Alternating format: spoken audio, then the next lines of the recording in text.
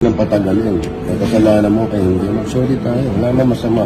Hindi pa ako pwedeng magbigay ng salaysaya. Maraming netizens ang nag-aalala ngayon sa posibleng mangyari sa TV host at komedyante na si Wally Bayola at lalo na sa programang EAT.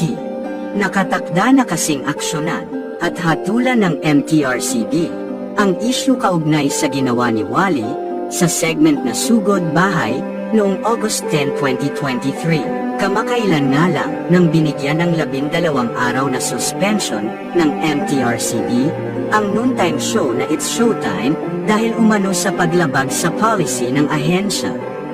Dahil dito, nag-aalala ngayon ang ilang mga netizens na baka matulad din kay Wally Bayola at EAT ang nangyari sa Showtime. Ayon sa latest update ng talent manager na si Oji Diaz, nakapila na umano sa MTRCB ngayon para gawa ng aksyon at hatulan ang nasabing issue ng pagsambit ng di magandang salita ni Wally Bayola sa EAT noong August 10, 2023. At kung sakali ay tulad ng nangyari kanila Vice Ganda, ay maaring suspension din ang ipataw na parusa ng MTRCB kay Wally Bayola at multa naman sa EAT.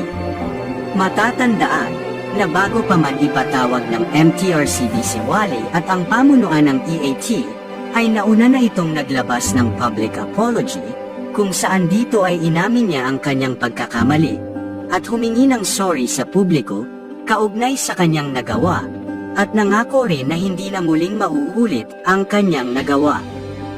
Samantala, sinagot ni MTRCB Chairperson Lala Soto ang alegasyon ng ilang netizens na di umano'y hindi patas ang MTRCB dahil hindi raw ito nagpapataw ng suspension sa ibang programa na may mga paglabag din umano sa policy ng ahensya. Isa na rito ang ginawa ni Wally sa EAT noong August 10. May ilang netizens kasi ang nagparatang na bias umano si MTRCB Chairperson Lala Soto dahil anak ito ni Tito Soto.